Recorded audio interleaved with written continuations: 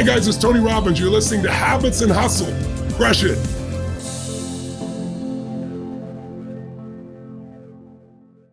Today on the podcast, we have Payal Kadakia.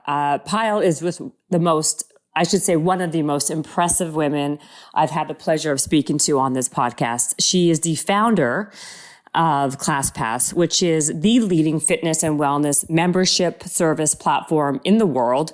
It was acquired by MindBody in October of 2021.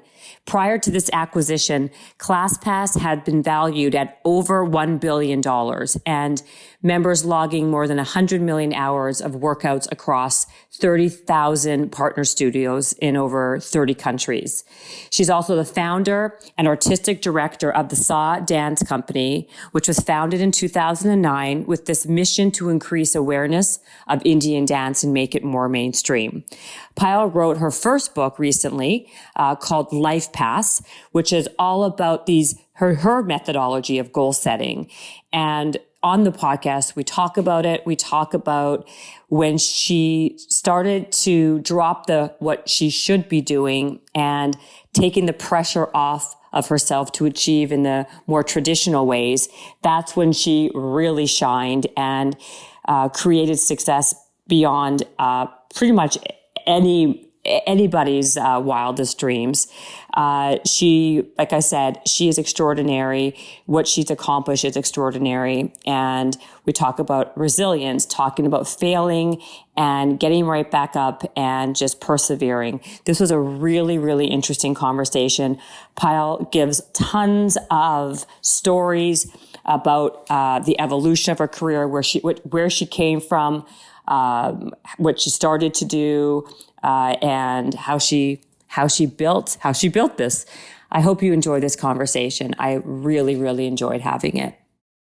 So we have a really special guest for me on the podcast today. We have Payal Kadakia. Yes. Did I say it correctly? Yes, you did. Who's a founder of ClassPass. And for me, being from the fitness world, I mean, you're like a legend. Seriously. But you're also like a dancer, an artist. You're super, super talented. And if it wasn't going to be ClassPass, like I said 2 seconds before, you were going to find a way, you were going to be successful anyway. So it's amazing to have you on this podcast. And I'm like really, really excited to speak to you. So thanks for coming. I really appreciate that. And, the word success is an interesting word in general. And I do talk about this in my book. I think it's really about fulfillment. And I think I've always really spent my life thinking about what matters to me and doing that, which is at the end of the day, I think happiness looks like the best kind of success. Well, I love that you say this. Oh, I should also say, yes, you're the author of a new book called LifePass. And I told you, I read the book from page to every page, and it was amazing. You gave some great stories and just a lot of tips on goal setting and success. And what you just said, the differences between success, fulfillment, having a rich life. It's not all just having money and, having a nice car. Absolutely. And we're going to get all into that. But I want to start from the beginning because, like I said, your background, you weren't a fitness person. Nope. Right? And then you disrupted the entire fitness space, obviously. But you're no dummy. I mean, you went to MIT, you got your degree in science. Is it science degree? In management science. Yeah. And then you went to Bain and you went to Warner and you kind of did what was supposedly, it seems you were supposed to do, expected, right? Yeah. Because you come from a background similar to me. You're Indian, right? Yeah. And so I guess my first question to you, and you talk about this in your book, is you kind of built all those experiences gave you the ability to even go into this and try this, even though you didn't come from the space. So talk about your background. You always loved dance and what dance taught you to do this. So, I think this conversation really started with my youth and the fact that I always had parts of me that didn't always fit together. So one thing that was very prominent was I was Indian and I was American, which made me never feel like I was going to fit in. I had different communities for both. And, it's really interesting. You said I had all these different parts to me. I didn't always feel confident in those. And I think it's important to address that because I think a lot of us have different parts of who we are, but we aren't always comfortable in those threads. Mm-hmm. But the output of actually when they finally all came together was this beautiful company that was created. And I think that's just important to to really state. But, when I really think back to like the different parts of who I am, I mean, dance was this place for me that gave me a place to belong. It didn't feel like a place where I had to be multiple people. I could be who I really wanted to be, truly who I wanted to be. I felt like I was growing, learning, connecting to my identity. And really, I think my life journey was about fighting to dance. And when I realized I could bring that fight to other people for whatever passion it was in their life, it just happened to be fitness. Right. I could transform something because I never really approached this problem like, let me transform the fitness industry. It was truly, how do I connect people to what I always had in dance? And that's what I was always fighting for because I knew what it did for me, right? And it gave me a place to belong, right? I'm sure you feel like that with fitness. It's this place that rejuvenates you an hour a day, whatever it might be. Finding that time makes something happen in your mind, in your body, right? In your emotions. That's so liberating. And I think once I knew that and I, did the whole corporate ladder thing, I did the whole making my parents proud. And I think along the way, I met so many peers that we're just kind of going through the motions and like living for a promotion at work or to get married and have kids.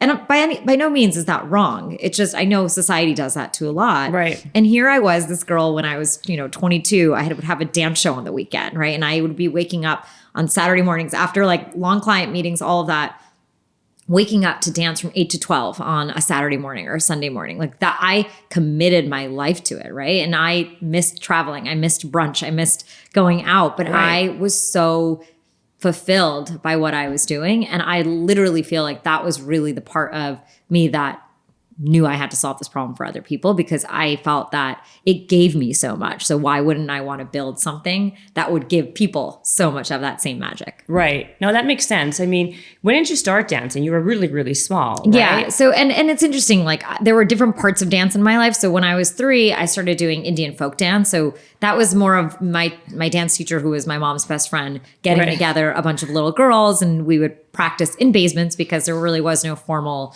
Indian dance academy, right? It wasn't the same as ballet. And we would do dance competitions at like local schools in the area. There was even like, as we got older, some national dance competitions that emerged in the US. You were 3 when you did that? No, it was like 3 to 17. Oh, so you were, how long were you with this woman? Because you talk about her in the book. I mean, I'm still with her. Like she's somebody, and in India, we have this concept of a guruji, which is someone who bestows knowledge upon you. Right. And I consider her, of course, she's a dance teacher, but she taught me how to show up to life, honestly, right? That's really what the whole concept of the guruji really comes from, right? I mean, we talk about that in yoga, right? Like a guru. It really comes from this sense of someone who is giving you knowledge, right? And knowledge in India, we talk about it very much as something that's so sacred, right? So when you have someone in your life like that, the utmost respect you have is for that teacher. Right. And so, yeah, she taught me Indian like folk dances. And this is a really important part of my identity because being an Indian girl who was growing up in a town, literally, who was the only Indian girl there, I needed a place to know where I came from. Right. And yes, like my parents took me back to India every once in a while, but not enough. Like I didn't know how to immerse and how to learn more about that part of me. And this is something I talk about in the book. I think sometimes when we struggle with parts of who we are, we want to hide them. Sometimes we want to totally erase it, right? And I kind of realized by doing the opposite, which was learning about my heritage of Indian women I descended from, also made me find the beauty in who I was. And once I found that, that's really what I feel like that form of dance did for me. There was another part of Indian dance, which was more like the Bollywood scene. Yeah, I was going to ask you, what's the difference? Yeah, I mean, there's like folk dance, like it's like ballet versus like hip hop, right? Okay. It's just like different forms. And Bollywood is obviously more mainstream and commercial. The Indian folk dance and classical stuff I was doing is just more like the classics and the classical arts, right? We have the same thing, like ballet versus what we see on TV. Right. So it's very similar. And I honestly was doing both. And so I also saw the commercial side. And, once again, growing up, I didn't see anyone who looked like me on TV. But when I would watch these Bollywood movies, I would see these incredible actresses who danced and literally like lit up the screen. And they made me feel like I could be a magical woman too, because I didn't know exactly where to fit in. And because I was training and I loved dance, and more than all of that, even, I would say, there was something that I knew I had when I danced, which was this expression and emotion. So Indian dance has 3 main components to it. There's one part of it that's called abhinaya, which is all about facial expressions and storytelling. And for some reason, when I was like 5 years old, I was exceptional at it. And I don't even know why. Like, it was almost like a gift I just had. Like, I literally, my parents would just ask me to perform at someone's house, and every single parent, like auntie there, would come and watch me dance because they were like, you just light up. Like, it was almost as if something was like channeling through my body. And I had all these expressions, and I was a little girl. I was 5 years old, but I was like literally emulating a 25, 30-year-old woman. And I learned this sort of by watching these Bollywood movies. And it's a very critical part of actually Indian classical dance and all Indian forms of dance. And so that was actually something where when I was that expressive, I found a place to really let myself free, right? When you can find a place to really express yourself, whatever. Yeah. I mean, some people have that in poetry, some people have it in writing. I mean, working out is similar. That's really when I remember feeling that nothing in the world could compare to that feeling. There was just something so magical about that part of my life. And once again, it tied me back to, how do I help other people find this in their life? And honestly, throughout my MIT life and throughout my Bain life, I kept dancing my life, right? And that's really interesting, because most of the times when people have a college that's that intense, and even a career that's that, it's just intense. Yeah, exactly.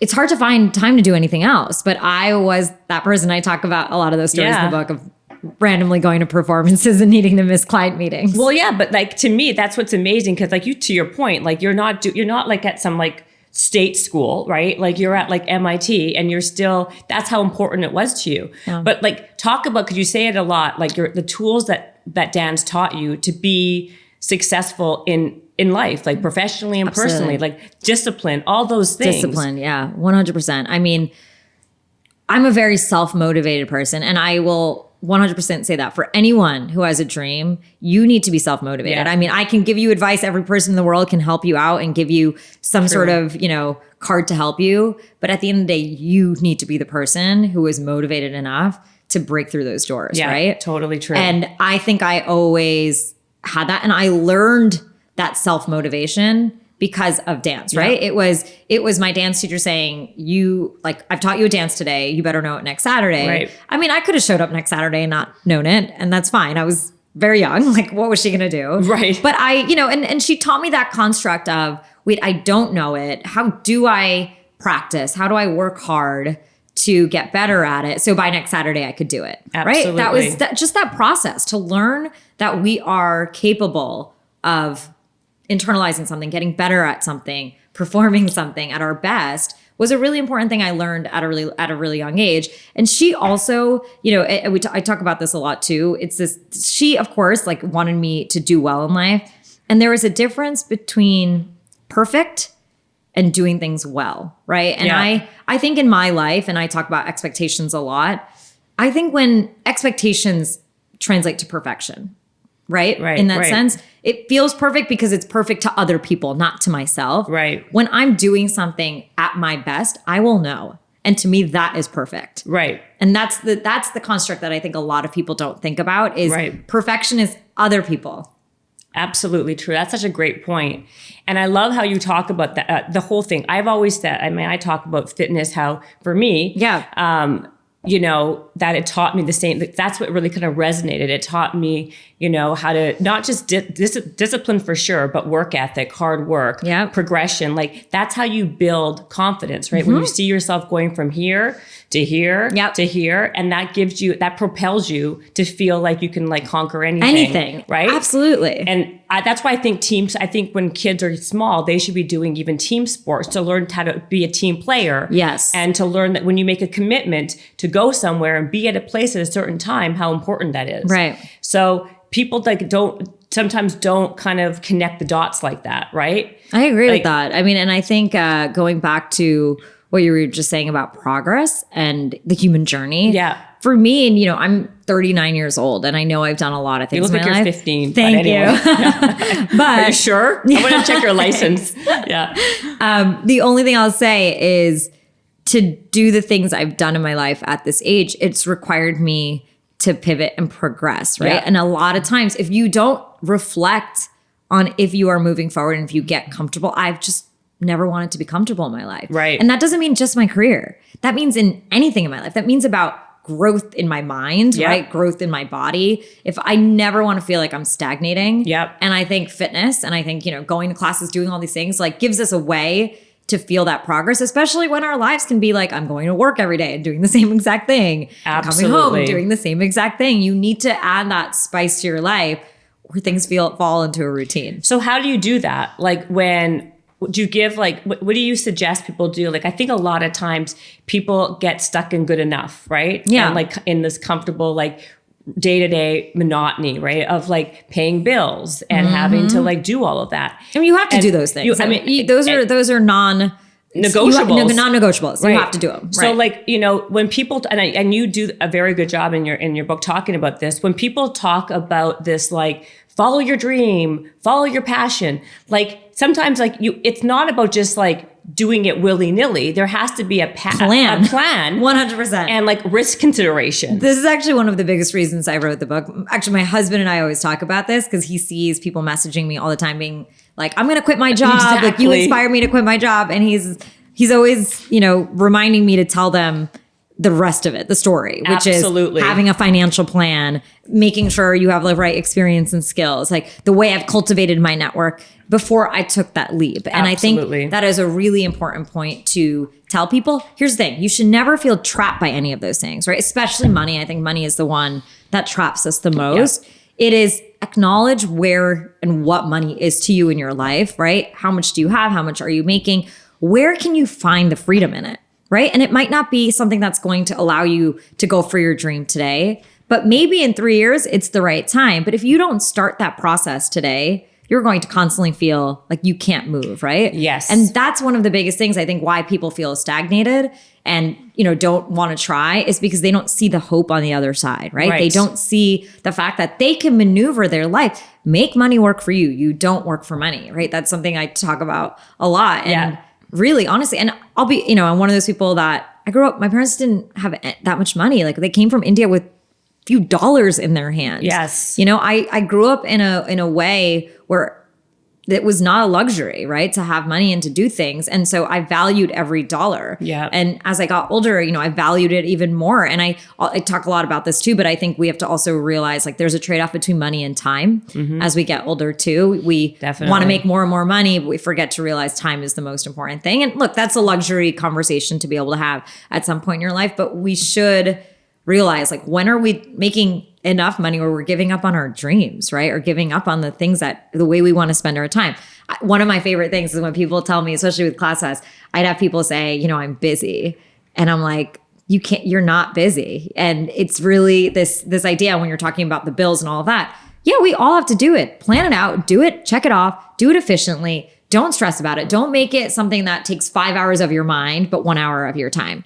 Exactly. Well, that's what people do though. They overthink, but they don't execute. Yeah. I'm all about my calendar, my life is all about execution. And time management. Exactly. And scheduling. Exactly. And I think the biggest thing is in the goal setting method that I do it quarterly. I don't do it annually. So the quarterly goal setting process that I do enables me every 3 months to sort of rewrite a new set of dreams for myself, which is great. Why would I ever want to feel like I am committed to something for a year? And honestly, whoever sticks with anything that they commit to for a year. Do. But since you even brought it up, because I was going to bring up that later on, but talk about that, some of the ways people can goal set, some of those good skills and strategies. We just said it right here, right? Yeah, absolutely. I mean, and you can go through the whole process. It's in the book.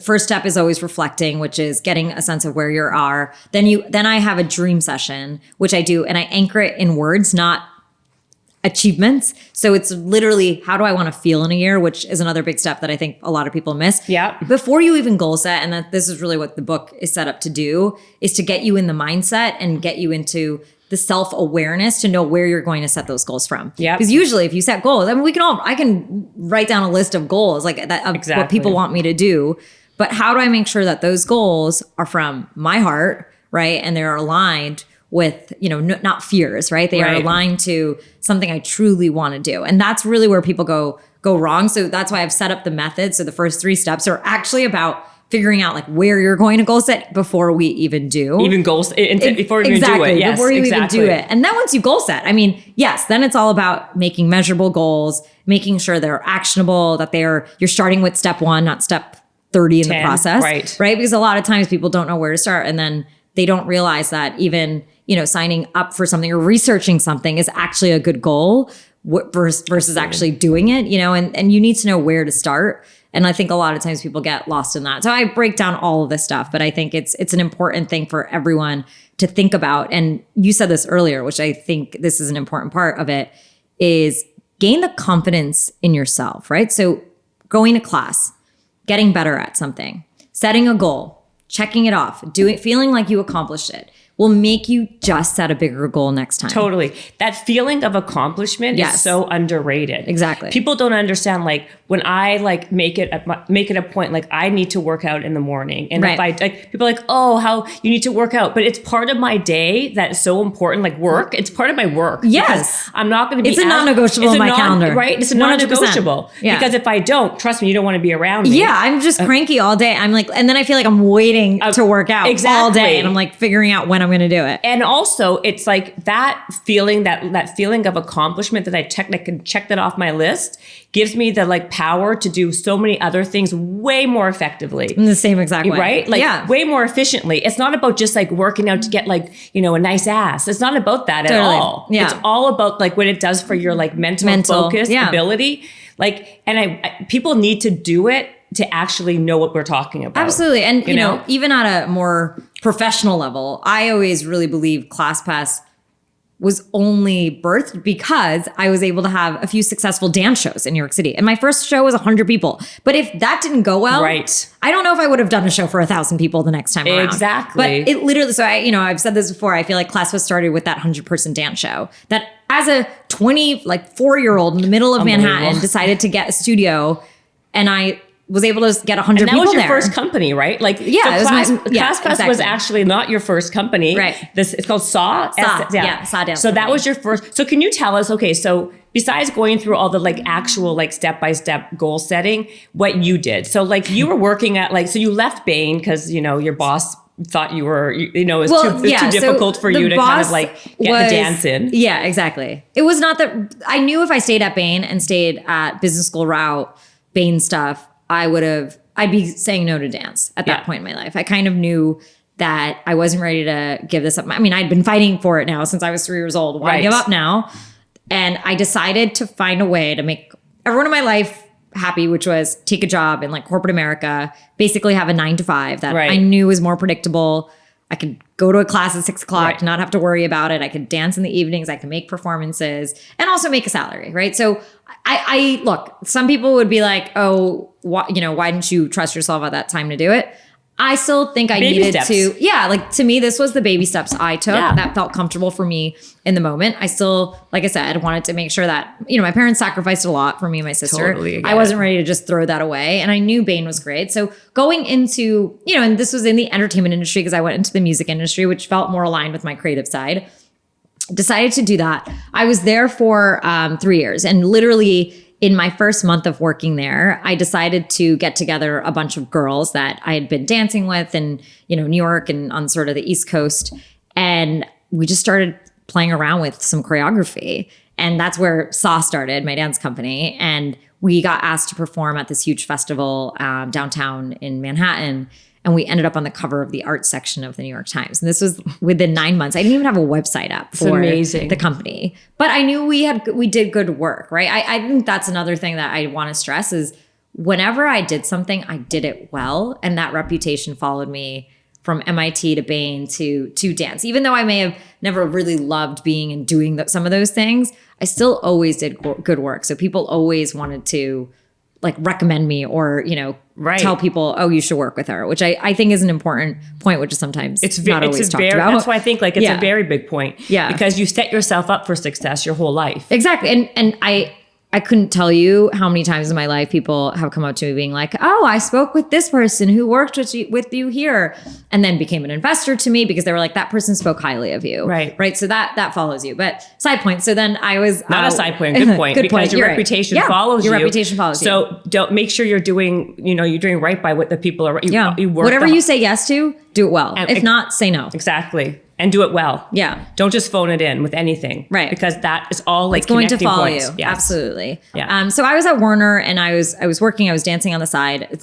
SA was, from a dance company standpoint, it was doing really well. I mean, and especially within my community, the Indian community, I was getting like celebrities and people like Meera Nair, who is one of the most incredible filmmakers in the world. She's an Indian American filmmaker. And she, she literally saw SA performing one weekend at some festival that we went to. And she came up to me, which was unbelievable. And I remember she sent me an email the next day and the subject line was your exquisite work. And to get that from someone who is just so deeply, creative and artist. And by the way, one thing I will also tell you is I always struggled with calling myself an artist because my background is in business and all of that. So it was one of those things for me to like, all these were signs from the universe that were telling me, you got to go do something else. Like, and I didn't know if it was in dance or whatever it might be, but I just felt like all of the world was telling me to go on my own path. And I knew that my day job right now, which was, fine, paying the bills, wasn't energizing me. And 3 years basically into that job, I got to another point. I felt like I was living two lives, right? Here I was in the evenings and weekends, like being this incredible performer, selling out shows. And then I would go back and like be a monkey at work, and I felt like no one understood me. And by the way, these situations are sometimes our own faults, right? Like I had put myself there and I realized I needed to get myself out of that. And so I started thinking about something new to do. I luckily enough went on a trip to San Francisco during this time, which is something I never did because I was always so focused on dancing and work because I didn't have any other time. Right. I barely traveled, but I went to go see my friend for her birthday. I ended up meeting a ton of entrepreneurs in San Francisco. And this is 2010, right? Entrepreneurship is not the buzzword. 100% now it is. Especially in New York City. This was, Silicon Alley didn't even exist. Totally. And so it was Silicon Valley, right? And everyone there is building apps, cool ideas. And I remember asking people, you do this full time? Like it just was not even a career path I was thinking about. And they were like, yeah. And it just got my mind spiraling to say, what could I come up with? Maybe this is something I could do. It was not even like a huge thing I was investing in, but I started thinking about how could I change this? How could I change this?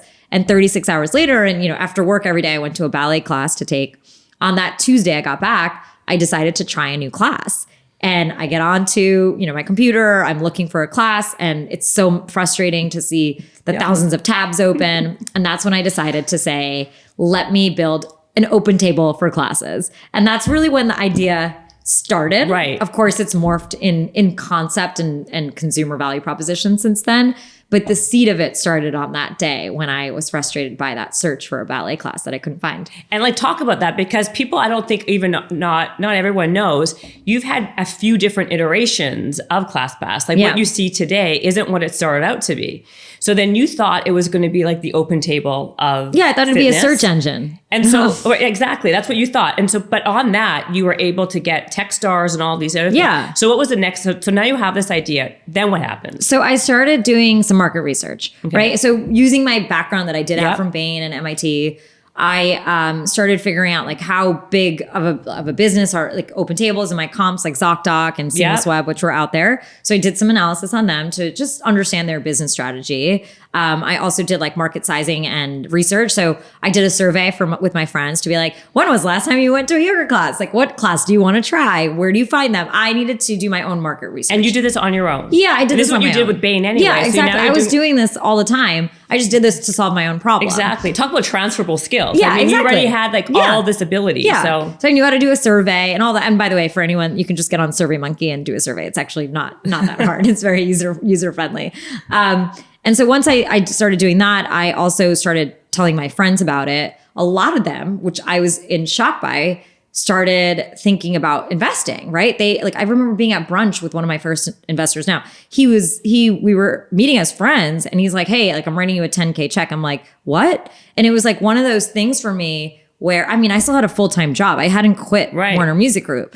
And people wanted to write me checks already for this idea, which I was kind of in shock by. But once again, I will tell you this. A lot of those people had seen me work and my work at SAW, had obviously known I went to MIT and Bain, and they trusted me, right? Like even seeing that show of 100 people that I talked about, people could see how I created a new experience, how I branded something, how I brought people together and executed something that was in my head into something that was really compelling in real life, right? And that's honestly it's different because it's of course a tech company, but that stuff really helped them give them that sense of I trust Payal and I have confidence in her ability. Not to mention, you even said one of your big investors, I can't remember his name, saw saw your video of dancing, and he gave you money based on the how you can see the passion of how well you did it. He is actually the one who led my $40 million Series B. So there you go. Yeah, and that story, it's really interesting.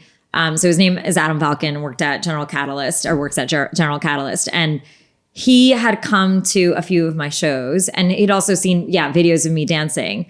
And I remember him just saying to me, and he had played tennis, right, at Harvard his whole life. So another loser could see, he could see that skills were transferable. Yeah. And if you could be that good, that means you have what we were talking about earlier, that discipline, that way to work hard. Okay, I can't figure it out. Let me go try another way. It's what you do in tennis. So he knew that in order to be that good in dance, I had to have been able to figure something out. So once again, all those things were helping. So raising money was the next thing in it. I didn't really think about Techstars and stuff yet, and that kind of just miraculously happened, and I'll tell you guys a little bit about that. But I think the other big thing was team. I was thinking about who I wanted to build this with. I think it's hard to start a company by yourself, and I luckily enough had a good friend of mine who was really energized by the idea of ClassPass too.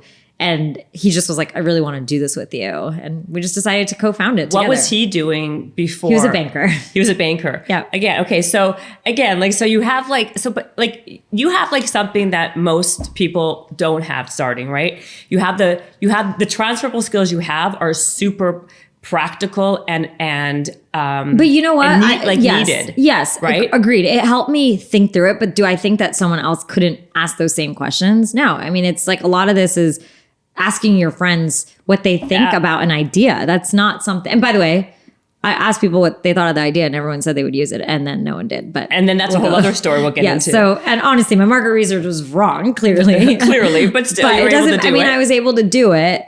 And, the only other thing I remember starting to work on at that time was website design and stuff. But, that was something that you can find a designer, you right? You can find these things. Yeah. If you're just resourceful and just ask yes, you for have help. to be so resourceful. That's what you need. You need to be resourceful. I mean, my first designer was one of my dancers in SA. Really? Yeah. She literally designed the entire ClassPass. She was literally there for like 7 years. She stayed there. Wow. Yeah. Okay, so you get this guy or this partner who you grew up with, who's also a banker. Did he leave his job full time? So he did in like 6 months after that. He left his job full time and helped. And then you put together a business plan, right? I did put together a business plan because that's the thing that you're supposed to do. Right. But do I really believe in them anymore? No. Right. And then I want to talk to you about that. So then you take this business plan, and what do you do now? Did you quit Warner yet? So this was a transformative time. Okay. So I had the idea in the summer of 2010. Okay. So I'm spending the next few months, I'm at work and I'm feeling like now I'm at a point where I'm like, I hate my job. Right. I'd come off of a huge dance show that we had that sold out in the middle of New York City with 1,000 people. I was at the height of that, but I literally was like, I don't know what to do next with that, especially knowing that I have this job. I knew I was at a crossroads, right? And this is why I went out to SF. I have this idea. I'm doing research. It seems compelling. People want to invest in it. People want to help me with it. The market research saying that everyone would use a product like this. And I decide that I remember it was Thanksgiving, right? So now about 3 or 4 months later, and I'm home for Thanksgiving break, and I'm talking to my mom, and I'm just telling her how depressed I was to go back to work the next day, right? It was Sunday after Thanksgiving. I had a great time with my family. I didn't want to go back to work. And she just looked at me and she goes, well, then quit. And by the way, this is a very big thing for my mom and my dad was obviously around too, for her to say, especially after the life she's lived, right? And everything I was just talking about, just the expectation she's had on me and obviously wanted me to be secure and succeed in everything that I was going to do. And so for her to say that, and I think it came from the fact that, I had now been working for 6 years after going to MIT.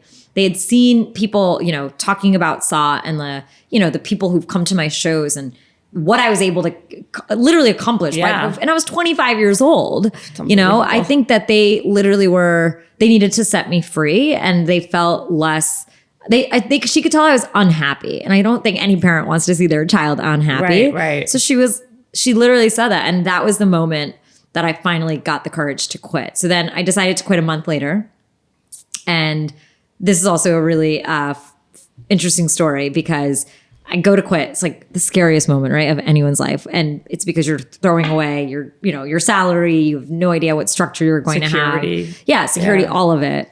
I'm so nervous. And I go and I tell my boss, and then I write an email out to some of the people I worked with at the company, something you do to say bye and say, I just said I was going to work on something entrepreneurial. And the vice chairman of Warner Music Group calls me to his office. And by the way, I had met him 2 or 3 times in my lifetime. And by the way, another connection to what we were talking about before, he was a Bainey, right? So he also, just because we were in the same network of where we had worked, was just had more an affinity to say, let me help you. And I remember seeing him a few times and he knew I was from Bain. So he would be nice to me, but I never really had a formal conversation with him. So I go up to his office, we start talking. He's like, tell me about what you're building. And I was telling him about I want to build this open table for classes with yada, yada, yada. And he's like, great, I want to invest. I want to give you $10,000 and I'm going to introduce you to David Tisch, who's the founding member or managing director of Techstars.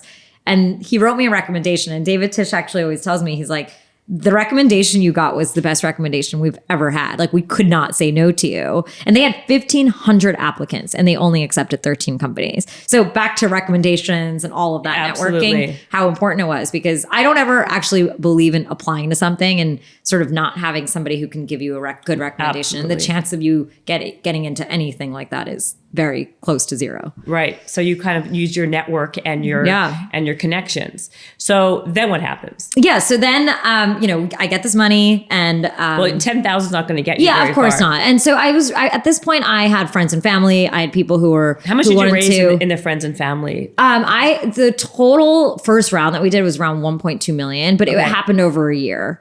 So it was in different tranches. It was a convertible note that we did and it happened over different tranches. But at that point, I think it was like 300-400K. And then we were kind of, as we were talking to people, more people were putting some more money in as we were making progress. And so the first thing we started doing, and this is going to say, this was actually a mistake. We started trying to get all the information of the schedules, right? Because think about the industry, right? The schedule data needs to change every day. So we were trying to figure out how are we going to keep the schedule information most up to date. And we started literally building a directory of classes. That's literally what we were doing, in Excel.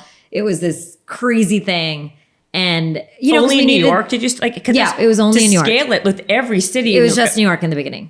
Yeah. I mean, to get to every city, it's remarkable. Yeah, this was just New York. Right? In New York, it's so many places. So we luckily actually found MindBody, which is actually the company that acquired ClassPass recently. They actually were working with a lot of the studios at the time. Right. So we worked with them too to get a lot of the information so it could be more real time because class data is changing constantly. Right. And so that was a big thing from a technical perspective. What we were going to figure out is how are we going to keep the information live. And then we started building a UI UX to look what was the design of the page and all of that to make things easy. We spent, I can go into it. We just spent way too much time doing it. We spent a year doing this and, in the middle of it, we got into Techstars. I hired some tech people that didn't work out. I had to rebuild my site a few times. This is sort of that first year of lots of making mistakes, figuring out what you're going to do, but keeping on moving forward, right? Yeah. Then we at the end of that year, so this is the first year I started the company, we get into Techstars, which is great. We're so excited. 2012 starts, we're going to Techstars. Really great time, for the company where we think we're making progress and we decide we're going to launch on demo day, which is the last day of Techstars. So this is when the open table for class is going to go live. We're so excited. We have a ton of press. All the investors are coming in the room to see the pitch. Do it, turn on the site, wait for the reservations, thinking thousands are going to be flooding in. Nothing's going on. I'm kind of tech guy, hey, what's going on? Is the site up? And it is up. No one's been going to class. No one goes to class. A week goes by. We've maybe had 3 reservations. It was all really devastating. It was devastating. All that we just had the product wrong, And it was a really hard time, to internalize that after all of that. And I consider those things now false signals of success. Yeah. Things like fundraising, press, all these things that I thought meant that I was going to just succeed. Totally. And I was banking on them. But, the only thing that mattered was getting someone to class, right? Absolutely. It's the only thing that mattered. Or I was literally doing nothing for the industry, for the customer or the business. Exactly. And also like talk about that false. I think that's what people get like. That happens to a lot of people, right? Because they are focusing on the wrong things to make them successful. Totally. I mean, it's followers, right? It's fundraising, press. It's things that having a nice product UI and brand, all that, even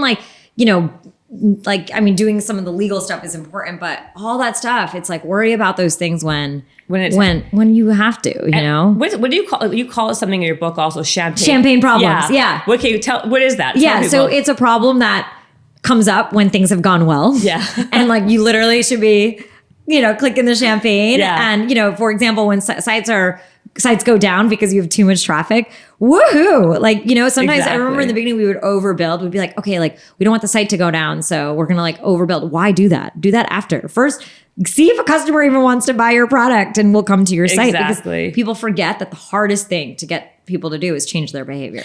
And that's what I've really realized in any of and fitness is one of the hardest because there is so much fear. I mean, we should go into all of that. There's just, and that's what went wrong with the first product is that I literally was like, here people. And honestly, everyone was like, great. This is not a utility, meaning this is not, I have to eat every day, right? This was, I need to go and do something I'm scared about and spend money. And am I even free? It was too many important decisions for someone to make all in one moment. So that's why the search engine didn't work. And I realized we needed to build a new platform and a new value proposition that the industry hadn't really seen. And that's when we honestly became entrepreneurs, when we finally had this insight of let's try something new. And so our second product that was in the market, it was this product called the Passport. I don't know if anyone listening in the fitness industry maybe was a user. I mean, we only had, I think, less than 1,000 customers, but it was gaining traction really well. And it was a 30-day pass where you could go and try different classes if you were a first-time client, right? So a lot of studios have a first-time, complimentary class that they were giving because they wanted new people in the door. Right. And we decided to package those up. And look, we had now built a lot of some of the integrations and stuff on the back end because of the first iteration that we had that. So it was also cheap, I remember. Like it was $49. Yeah. Well, we were literally paying $0 to the studios for this because it was a first time free class. So we did it as $49. People had a month. They loved it. They loved going spinning on Monday to like pole dancing class on Tuesday. It was so popular. It was so popular, yeah. But there was a problem. Our entire proposition was that you would go from discovery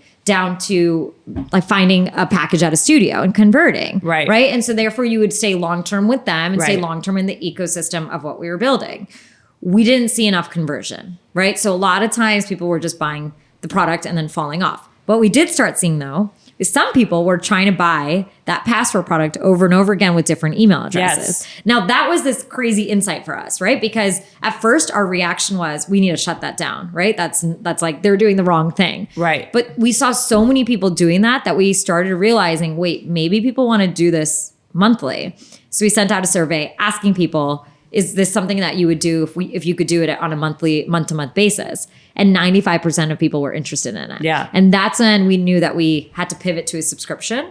Once again, we still had the other products in the market. And that's when we actually, like in June of 2013, was the first time. And we were still called Classtivity at the time. So it wasn't even ClassPass. It was called, really? Yeah. It was called Classtivity. Oh, I didn't know that. Okay. And so we launched the membership model of it in June of 2013. And and then it really just took off and it went viral. I mean, we've made changes to the product over the years too, but that was really the inception of ClassPass. I mean, the thing is, but at the same time, what was interesting is like everyone thought, okay, like people who are interested in fitness because then they can try lots of things that they would normally not.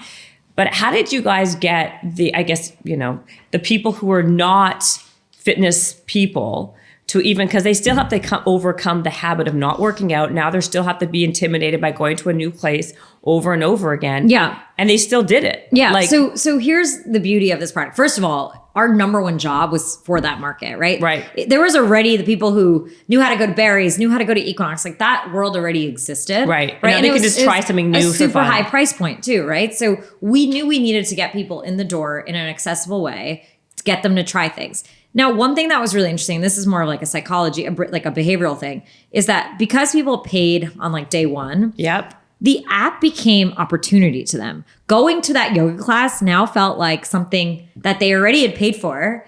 And all of that brain tax I was saying about that first product when they were questioning the price and the time, this became, and I always akin this to like akin to candy store. Yep. Like you literally are like, I can do all of this versus saying I'm scared to do all of this. We just flipped it because they already paid. So now they open the app and they were like, wow, I can, it was almost like it was all yours. Yeah. Because it was all yours. So you just had to actually decide which one you wanted to do. Yeah. And as people started doing that, and obviously like, and we know this because we're into fitness, the feeling right after you go to 2-3 classes, especially different ones, and you realize that progress emotionally, mentally, physically, I mean, you fall in love. So I always say this, like the brand, because people are always like, how did you guys build such a great brand? I'm like, the product did it. We literally were giving people adrenaline and happiness through what they were doing and the progress they had on the product. Right. And then everyone started telling their friends about it, right? So it was one of those products where after 2 weeks of doing it, you'd be like, I got to tell this person. And so we had every average person telling 5 people about the product. Oh my God, that's amazing. So we barely had to do any marketing. We literally were,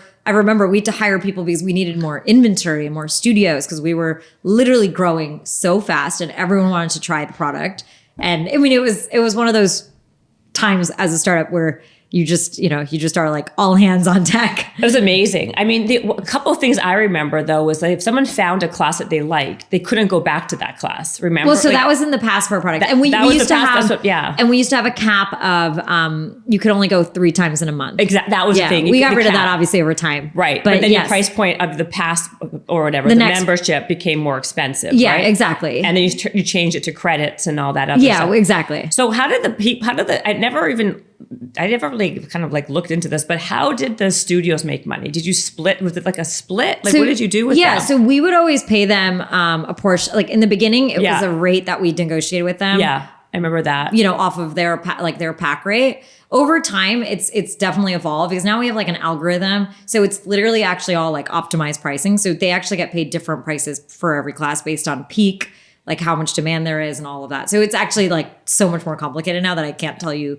the exact part of it anymore because it's run by so many different parts of it. But it started with trying to come up with like a simple model, but we always paid them for every class that someone went to. And then because every day a new gym is opening up or a new fitness place, how did you keep up with all of that? I mean, what was really interesting is once, in the beginning, when we were launching every city, we would go in, we would do our research to be like, okay, what 40 studios do we need to launch, right? And we wanted to make sure we had like the top studios on there. And so that was something we did in the beginning. At some point it flipped, like everyone wanted to be on ClassPass. So a lot of people would use us to launch their studios. And so the conversation flipped where then a lot of it was just inbound. So usually after we launched in a market with the top 40, we would easily get the rest of the studios on board because they would want to be a part of it. They would want to be part of it. What also I found interesting, that no one's kind of, and you talk about this in your book a little bit, how competition, like, it's all about the execution. Like other people were like kind of copycatting, trying, but you did that thing where you hired a bunch of salespeople. Yeah, we went for it. So amazing. I love that story. So,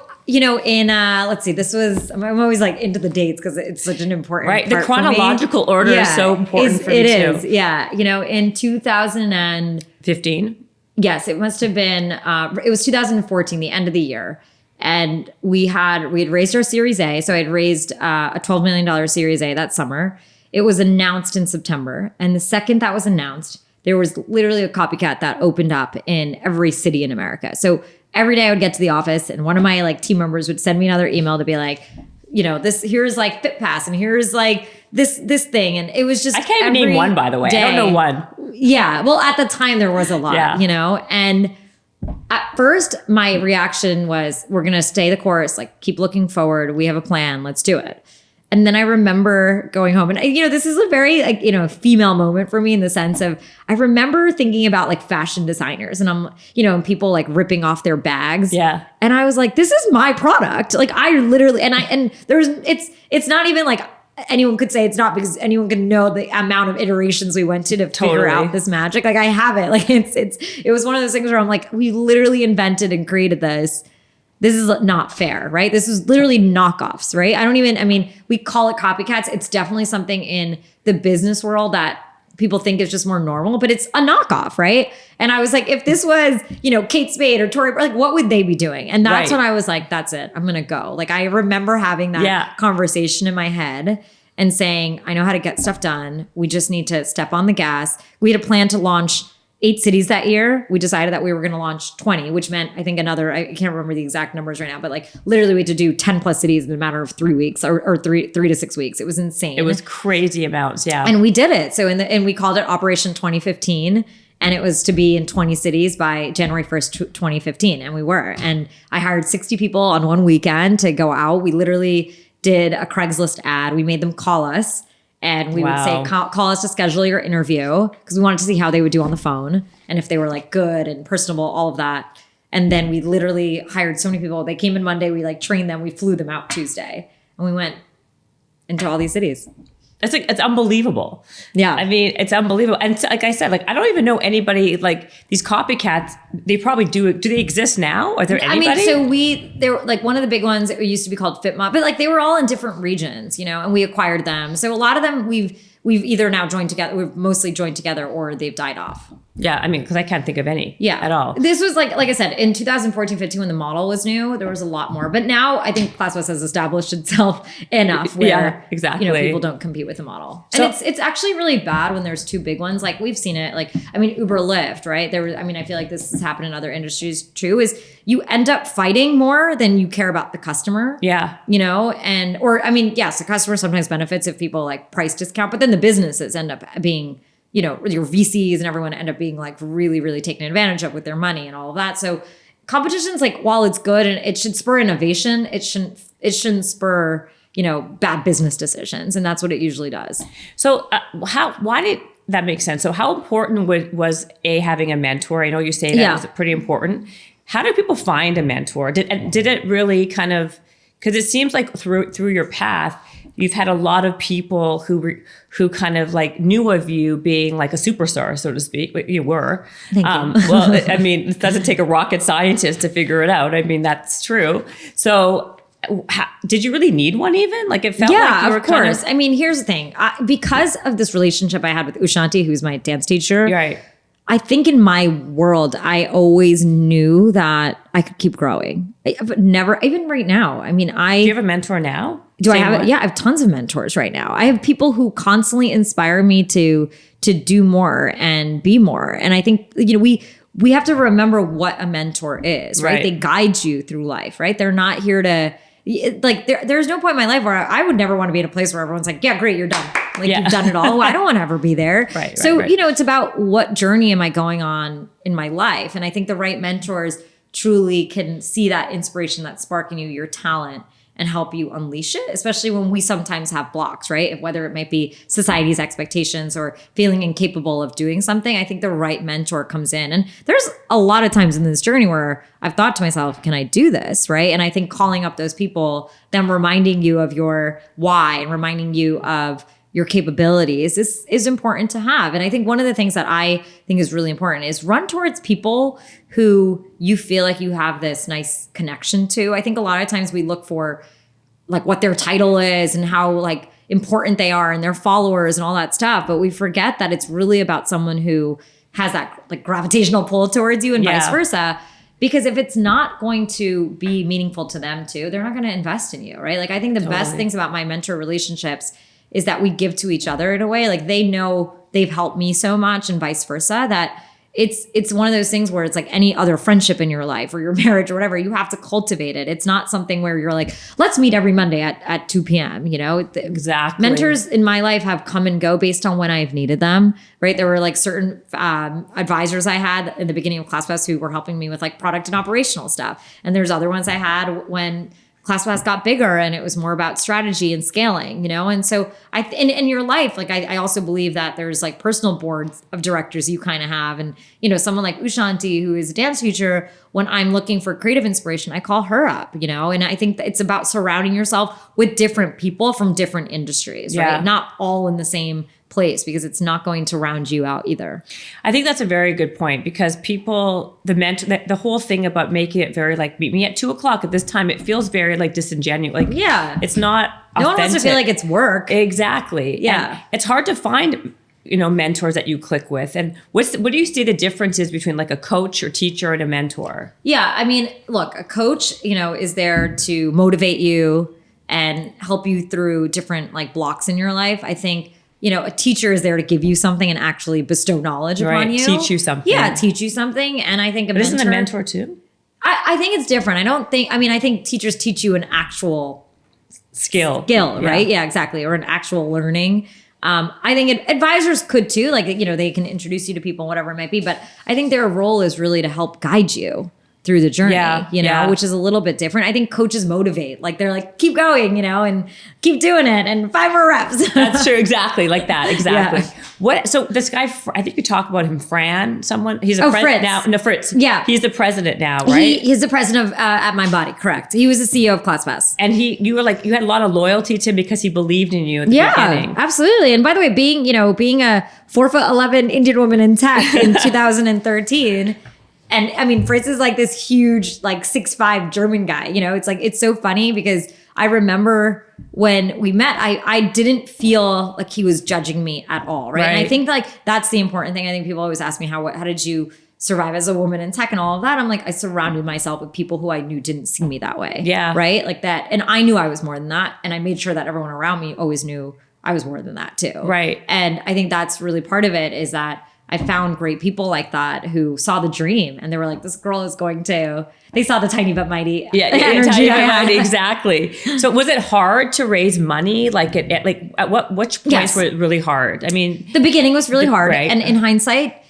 yes, it was probably harder because I was a woman raising money for an industry that was very women specific. Right. Yeah. So a lot of times I would go out and I almost like in hindsight remember this, because at the time I just didn't let it stop me. But almost every VC would say to me, hey, like, why don't you do this for personal training? Yeah. Because that's what they wanted, right? As a man in tech who's obviously has a ton of money, that's like how they wanted to solve their problem, because that's the problem they were encountering. That's so true. And by the way, isn't there there's a lot of those out there? Yeah, and that's great. Yeah. But I'm like, I am trying to solve a problem for 99% of America who, by the way, can't afford fitness right now and don't they don't even have access to it because they don't even know it's for them. Right. Right. How do we get that person? And I think that's really the magic of ClassPass. And this stat was earlier on, but I think 70% of the people had never done boutique fitness before that use ClassPass. So think about that. Think about how many new people we added to the entire industry. Wow. No, in that way. Well, right. I mean, that's what I found to be just phenomenal about what you did, because there were people in my life who would never think of exercising or working out. They would think it was not for them. Right. But because the variety that they didn't even know exists, you don't know what you don't know, right? And so when you go and you say, oh, you could do this dance, you could do a Zumba class, you could do a dance class, you could do this. It opened up the channels for so many people to then become more active and live better. Fitness is fun, right? Like, I think that's a big thing a lot of people have told me. And that's when I knew, is when people were just like, I am craving and I'm looking forward to a workout. It wasn't an obligation of get it done. It was truly, and even for me, like, running is more I'm going to get it done. Yeah. But like when I go to class, like I'm like looking forward to an experience. It's just a very different thing. And I love that, and I love that other people in the world, that we've given that to everyone. Totally. They deserve it. I totally get that. I mean, so tell us what you do before we even started this, you were doing, and you talked about this, you were doing like 5 classes a day. Right. And then going to dance class. Then you're doing your dancing at night. And then you were doing your work. Like, the amount of energy this little tiny but mighty girl has is like, do you drink a ton of coffee? No, and I don't drink any coffee. I drink green tea. I've drank green tea for the last 20 years of my life, and I swear by it. It's my therapy. Oh my God. So can you walk me through now what your day is like? What do you do, like maybe to minute. Bagel kind of hour to hour. I mean, what time do you wake up? How many classes do you do now? I mean, so I have a kid now too, so that's changed it. But he's actually not a crazy early waker, thank God. I don't like I need 8 hours of sleep. Like, that's a very big thing with me. That doesn't always happen with the kid anymore. But okay, so start with your night routine. What do you do at night to get into a good morning routine? So a few things I do. Obviously, I mean, I'll just go into it, but obviously, like, I want take details. off my makeup. I do like a skincare routine. I always take care of. I used to not actually do that, but I think over the last like 3-4 years, and I just feel like that's a really important thing. You do have good skin, though. Thank you. But what do you do? I mean, I have different products I use. I use like a serum. I use a vitamin C serum. I use a lot of Honest products. My friend has a company called Ranavat, which is great. It's like Indian Ayurvedic stuff, which is amazing. So I just now You I use have this Honest whole- products? Yeah, I do. I used to use their stuff for my kids. Yeah, but I never do too. for But an I adult. use I love some of her stuff actually for my skin.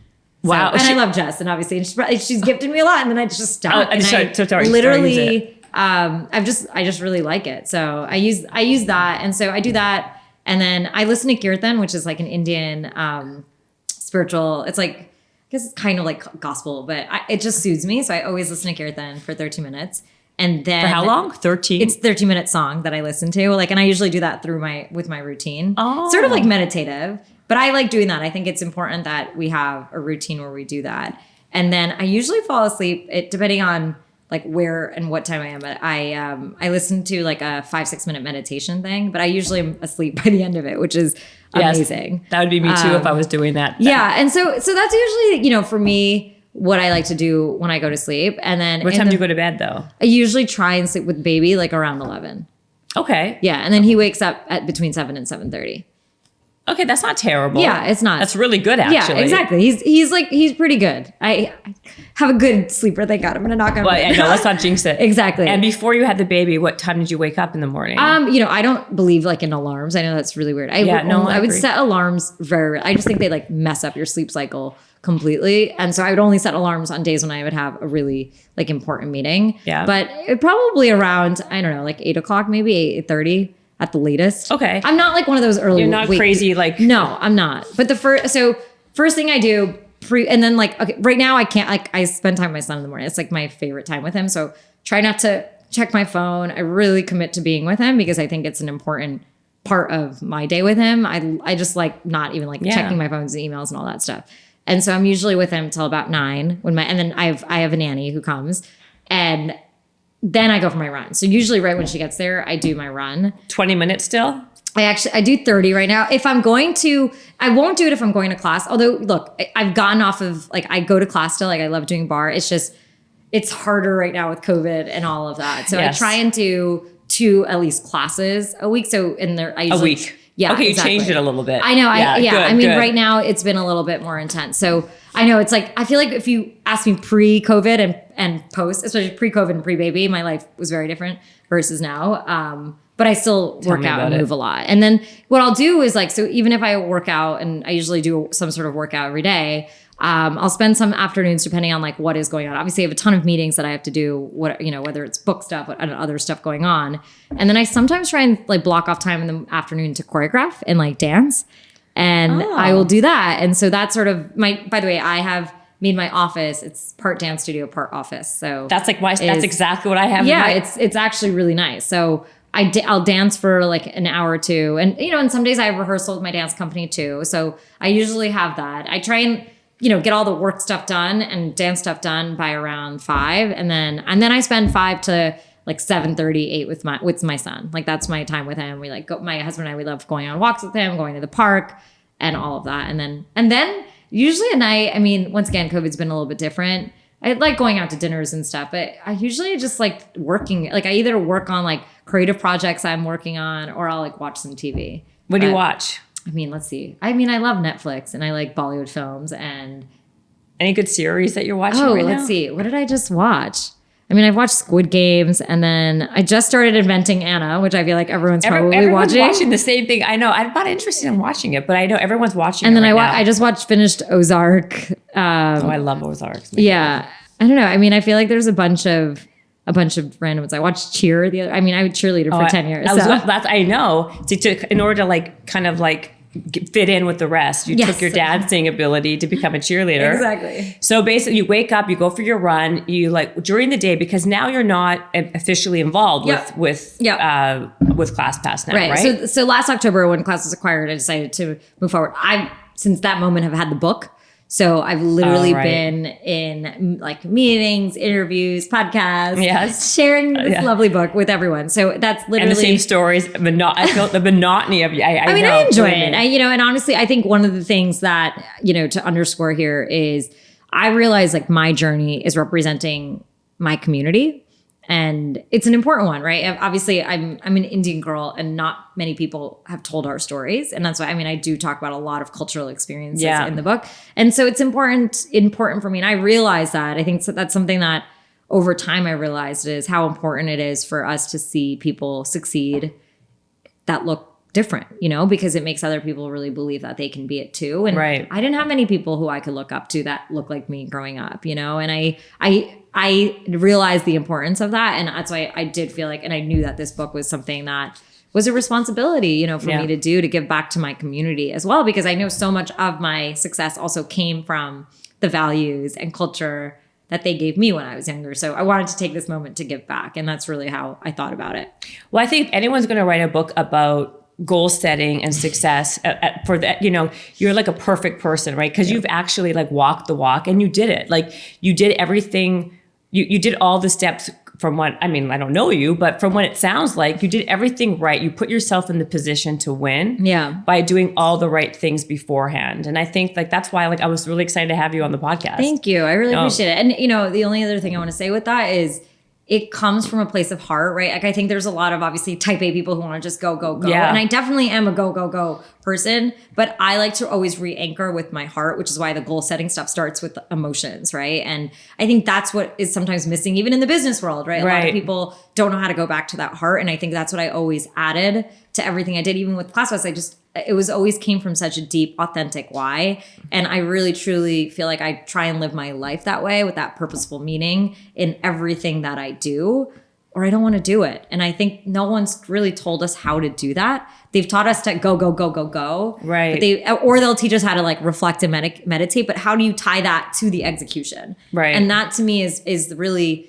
the combination of what I've always been able to do. And honestly, more than success, it's led me to fulfillment. Yeah. Which is really what we're all striving for. Well, I'm glad that you said that, because one of the things I wanted to ask you, which is like, what do you think the key is for a rich life? Because you do talk about that difference between just success, we said in the beginning of the podcast. So what do you think is the key for a rich life? Living your purpose. Right. I mean, it's really spending time knowing what that is and then prioritizing your purpose. Right. And it's, by the way, your purpose is different than mine and every other person. So you shouldn't be looking at what other people are doing. You should be looking at what inside you and then going for it. And to your point, what you said earlier, no one else can give you that purpose. You have to figure it out on your own. It's yours. And it's already inside you. It is. But you need to have the self-awareness to let it out. To hear it. Right? Yeah, absolutely. Yeah. Well, this has been I'm really glad that you came on this podcast. Thank you. Thanks for having me. This is lovely. You're awesome. Thank you. The book is called, no, it's true. And the book is called LifePass. And it really, I'm not kidding. I read the whole thing. I really, really liked it. Yay. Yeah. So thank you so much. Where do people find, you can just, Yeah. I'm on Instagram at Payal, Payal. And you can also go to lifepassbook.com to get a copy of the book and the goal setting workshop. Right, well. Which is very good. We talked about that a little bit also, but there's so much in it. So you have to get the book and you have to see it and you got to do it. You got to get paper out. You got to write things down. Do it. Do the work. It's not passive. You need to actually do the work. Yeah. Right. Exactly. So thanks for coming on. Thank you for having me, Jen. You're welcome. Bye. Bye. Habits and hustle, time to get it rolling. Stay up on the grind, don't stop, keep it going.